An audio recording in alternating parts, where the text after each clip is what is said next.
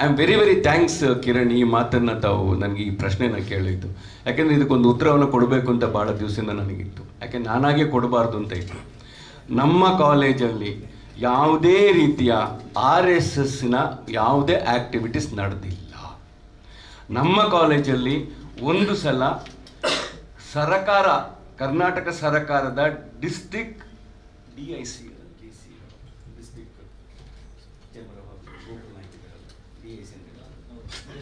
Industrial ಅವರು ಮತ್ತು Visvesvaraya technical university ಅವರ ಜೊತೆ ಸೇರಿ ಒಂದು ಸೃಷ್ಟಿ ಅಂತೇಳಿ ಒಂದು ಪ್ರೋಗ್ರಾಮ್ ಆಗಿತ್ತು.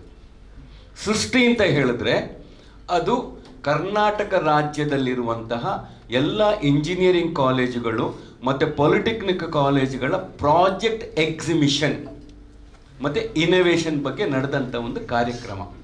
ಇದಕ್ಕೆ ಬ್ಯಾಕ್ ಬೋನ್ ಆಗಿ ಸ್ಟೂಡೆಂಟ್ಸ್ ಯೂನಿಯನ್ ABVP ಅವರು ಅದಕ್ಕೆ ಸಪೋರ್ಟ್ ಮಾಡಿದ್ದಾರೆ. ಈ ಕಾರ್ಯಕ್ರಮಕ್ಕೆ ಹೈಯರ್ ಎಜುಕೇಷನ್ ನಮ್ಮ ಸೆಕ್ರೆಟರಿ ಆದಂಥ ಸಿದ್ದಯ್ಯ ಅವರು ಬಂದಿದ್ದಾರೆ, ಇನ್ಫೋಸಿಸ್ನಿಂದ ಬಂದಿದ್ದಾರೆ, TCS ಇಂದ ಬಂದಿದ್ದಾರೆ. ಇದು ಪ್ಯೂರ್ ಆಗಿ ವಿದ್ಯಾರ್ಥಿಗಳಿಗೆ ನಡೆದಂಥ ಒಂದು ಕಾರ್ಯಕ್ರಮ. ಆ ಕಾರ್ಯಕ್ರಮಕ್ಕೆ ಸದಾನಂದ ಗೌಡರು ಮುಖ್ಯಮಂತ್ರಿಗಳಾಗಿ ಮತ್ತು ಹೈಯರ್ ಎಜುಕೇಷನ್ ಮಿನಿಸ್ಟರ್ ಆಗಿ ನಮ್ಮ ಆ ಕಾಲೇಜಿಗೆ ಬಂದಿದ್ದಾರೆ. ನಾನೊಬ್ಬ ವಿದ್ಯಾಸಂಸ್ಥೆಯಲ್ಲಿ ನಡೆಸ್ತಾ ಇರುವಂಥವನು. ನಮಗೆ ಹೈಯರ್ ಆಫೀಸರ್ಸ್ ಯಾರಪ್ಪ ಅಂತ ಹೇಳಿದ್ರೆ ನಮ್ಮ ಚೀಫ್ ಮಿನಿಸ್ಟರ್ ಬಂದಾಗ ಅಂತಹ ಸಂದರ್ಭದಲ್ಲಿ ನಾವು ಹೋಗುವಂಥದ್ದು ಬಗ್ಗೆ, ಯಾಕೆಂದರೆ ಮುಖ್ಯಮಂತ್ರಿ ಅವರು ನಮ್ಮ ಕಾಲೇಜಿಗೆ ಬಂದಿದ್ದಾರೆ.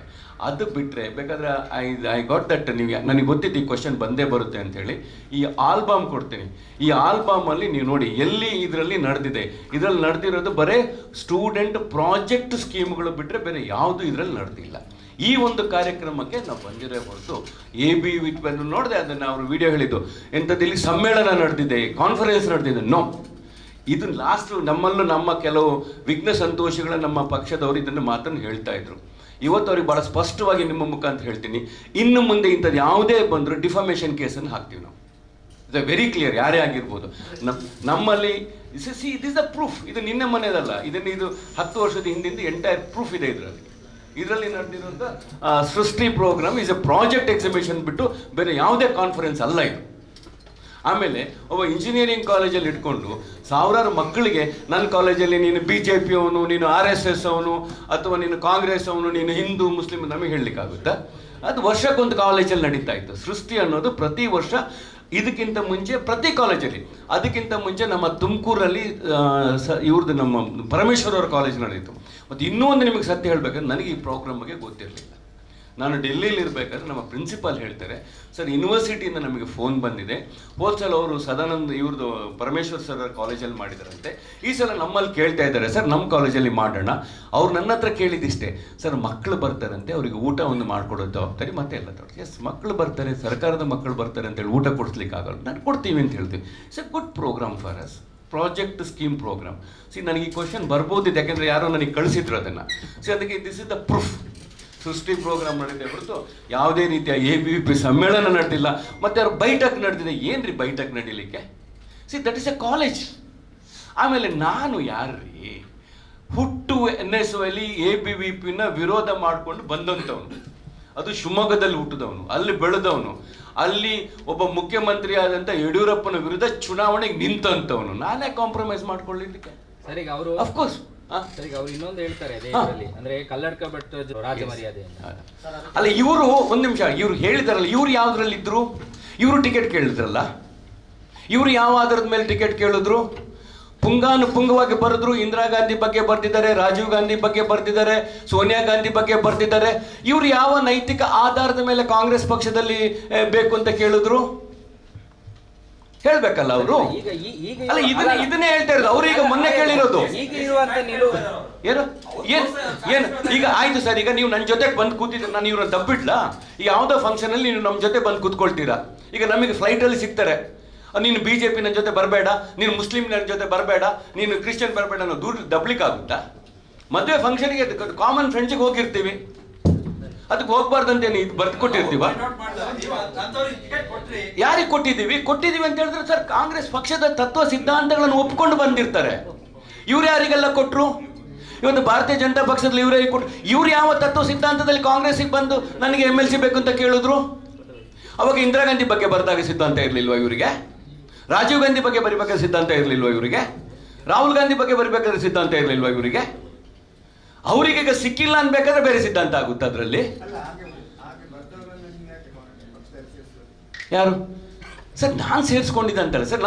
ನಮ್ಮ ಏನು ಸರ್, ಪಕ್ಷ ಸಮುದ್ರ ಸರ್.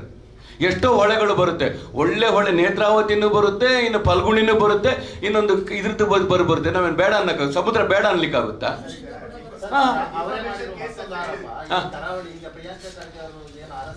ಎದೆ ತೆಗೆದು ನೋಡಪ್ಪ ನಮ್ಮ ಹತ್ರ ನಿಲುವು ಇಲ್ಲ ಅಂತೇಳಿ ಅಂದ್ರೆ ಎದೆ ತೋರಿಸ್ಬೇಕಾ? ಆಯ್ತಪ್ಪ, ನಿಮ್ಗೆ ಹೇಳ್ತೀನಿ, 2013ರಲ್ಲಿ 7 ಜನ ಮಂತ್ರಿಗಳು ಗೆದ್ದಿದ್ದಾರೆ ಅಂತೇಳಿ ಸೋಲಿಕ್ಕೆ ಯಾರು ಕಾರಣ ಹಾಗಾದ್ರೆ? ನಾವುಗಳು ಯಾರಾದ್ರೂ ಇದ್ವಾ ಇಲ್ಲಿ? ಮಂತ್ರಿಗಳನ್ನ ಗೆಲ್ಸಿದವ್ರು ಸೋಲದ್ದು ಯಾಕೆ ಹಾಗಾದ್ರೆ? ಅದನ್ನ ಹೇಳಿ.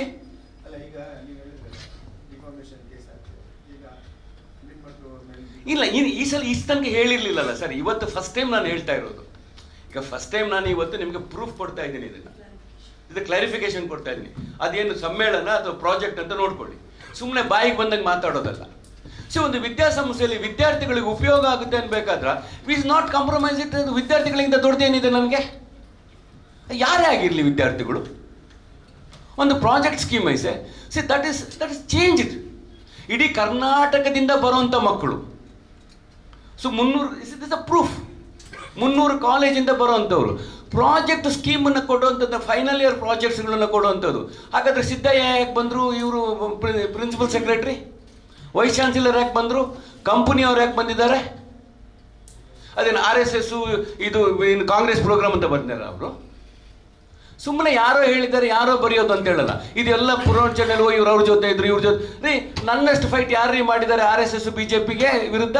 ಯಡಿಯೂರಪ್ಪನ ವಿರುದ್ಧ ನಿಲ್ಬೇಕು ಅಂತ ಹೇಳಿ ಅಷ್ಟು ತಾಕತ್ತಿಲ್ವಾ? ನಿಂತಿಲ್ವಾ ನಾನು? ಅವ್ರ ವಿರುದ್ಧ ಮಾತಾಡ್ತಾ ಇರ್ಲಿಲ್ವಾ? ನಾವೇನು ಕತ್ತಿಡ್ಕೊಂಡು ಓಡಾಡ್ಬೇಕಾ? ಸೊ ಈ ರೀತಿ ಎಲ್ಲ ಸುಮ್ಮನೆ ಬಾಯಿಗೆ ಬಂದಂಗೆ ಮಾತಾಡೋದಲ್ಲ. ಒಬ್ರು ಅವರಿಗೆ ತನ್ನದೇ ಆದಂಥ ಒಂದು, ಯಾರೇ ಆಗಲಿ ಅದು ಸತ್ಯ ಏನಂತೇಳಿ ಅರ್ಥ ಮಾಡ್ಕೊಳ್ಬೇಕು. So I am thanks Kiran, ಯಾಕೆಂತೇಳಿದ್ರೆ ನನಗಾಗಿ ಇದನ್ನು ಕ್ಲಾರಿಫೈ ಬಗ್ಗೆ ನಾವಾಗಿ ಯಾಕಪ್ಪ ಮೇಲೆ ಹಾಕೋದು ಅಂತ ಇತ್ತು. ಪ್ರತಿ ಸಲ ಇದನ್ನ ಹೇಳೋದು, ಅವರು BJP ಅವ್ರ ಜೊತೆ ಇದ್ರಂತೆ, ಅವರು RSS ಅವ್ರ ಜೊತೆ ಇದ್ರಂತೆ. ಈಗ ನಾವೇನು ದಬ್ಲಿಕ್ಕಾಗುತ್ತಾ? ಈಗ ನೀವು ನನ್ನ ಜೊತೆ ಬಂದು ನೀವು ನಮ್ಮನ್ನು ದಬ್ತೀರಾ? ಇವ್ರು ಕಾಂಗ್ರೆಸ್ ಅವರು ಅಂತ ಹೇಳ್ಬಿಟ್ಟು ಏನು ಚಕ್ಕಂದ ಆಡ್ತಾರೆ. ಇವ್ರಿಗೇನು ಗೊತ್ತಿದೆ ಅಂತ? ಇವರಿಗೆ ಯಾರು ಚಕ್ಕಂದ ಆಡಿದಾರಂತೆ? ಇವ್ರೇನು ಕಾಂಗ್ರೆಸ್ ಲೀಡರ್ಗಳನ್ನ ಅಷ್ಟು ಚೀಪ್ ಆಗಿದ್ದಾರಂತೆ ಇವರಿಗೆ? 2013ರಲ್ಲಿ ಒಳ ಒಪ್ಪಂದ ಮಾಡ್ಕೊಂಡಿದ್ರ. 2013ರಲ್ಲಿ ಗೆದ್ದವರೆಲ್ಲ ಸೋತಿದ್ದಾಕೆ ಹಾಗಾದ್ರೆ ಮಂತ್ರಿಗಳು? ಸೋಲ್ಬಾರ್ದಿತ್ತಲ್ಲ ಇವ್ರ ಲೆಕ್ಕದಲ್ಲಿ? ಆಮೇಲೆ ನಾವೆಲ್ಲ ಬಂದಿದ್ದಂತ ಆಮೇಲೆ this is the reality. So that's ಯಾರು ಸರ್ ರಾಜಕಾರಣದಲ್ಲಿ ಸೋಲು ಗೆಲ್ಲು ರಾತ್ರಿ ಆದ್ರೆ ಬೆಳಗಾಗುತ್ತೆ, ಬೆಳಗಾದ್ರೆ ರಾತ್ರಿ ಆಗುತ್ತೆ. ಇವತ್ತು ಗೆದ್ದವ್ರು ನಾಳೆ ಇರಲ್ಲ, ನಾಳೆ ಇದ್ದವ್ರು ನಾಳೆ ಇರಲ್ಲ sir. That is a circle. ಅದು ನೀವು ಬೆಳಗ್ಗೆ ಆಗಿದ್ರೆ ರಾತ್ರಿ ಆಗಿದೆ ಅಂತ ಕೇಳಿ ನಾನೇನು ಹೇಳ್ಬೇಕು ಹೇಳಿ? ಸ್ವಾಮಿ ಅದನ್ನೇ 2013ರಲ್ಲಿ ನಾವು ಇರ್ಲೇ ಇಲ್ಲಲ್ಲ ಸ್ವಾಮಿ, ಅದ್ಯಾಕೆ ಸೋತಿದೆ ಅಂತ ಕೇಳ್ತಾ ಇರೋದು ನಾನು. ಅಲ್ಲ ಯಾಕೆ ಸ್ವಾಮಿ 2013ರಲ್ಲಿ ಗೆದ್ದವ್ರು ಯಾಕೆ ಸೋತ್ರು ಅಂತ ಕೇಳ್ತಿರೋದು ನಾನು. ಈಗ ಗೆದ್ದವರು ಯಾಕೆ ಸೋತ್ರು ಅಂತ ನಿಮ್ಮ ಹತ್ರ ಕೇಳ್ತಾ ಇದ್ದೀನಿ ನಾನು. ಅವ್ರು ಹೇಳಿ ಅದನ್ನ. ಸುಮ್ಮನೆ ಕರಾವಳಿಯ ಕಾಂಗ್ರೆಸ್ಸಿಗರು ಏನು ಒಬ್ಬರೇ ಇರೋದಂತ ಹೇಳಲಿಕ್ಕೆ. ನಾವು ಆ್ಯಕ್ಚುಲಿ ಈಸ್ ಎ ಡಿಫ್ರೆಂಟ್. ಒಂದು ಮಾತಾಡ್ಲಿಕ್ಕೆ ಒಂದು ಅದಕ್ಕೊಂದು ಇದಿರ್ಬೇಕಲ್ಲ. ಒಬ್ಬರೇ ಕೂತ್ಕೊಂಡು ನಾನು ಏನು ಬೇಕಾದರೂ TV ಹೇಳ್ಬೋದು ಅಂತ ಮಾತಾಡೋದಾ? ಅದು ಎಲ್ಲಿಯವರಾಗಲಿ ಸ್ವಾಮಿ, ವಾಟ್ ಈಸ್ ದ ವಾಸ್ತವ ಸ್ಥಿತಿ ಗೊತ್ತಿರಬೇಕಲ್ಲ.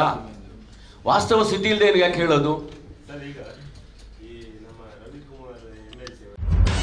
ನಿಖರ ಸುದ್ದಿ, ಸದಭಿರುಚಿಯ ಕಾರ್ಯಕ್ರಮ.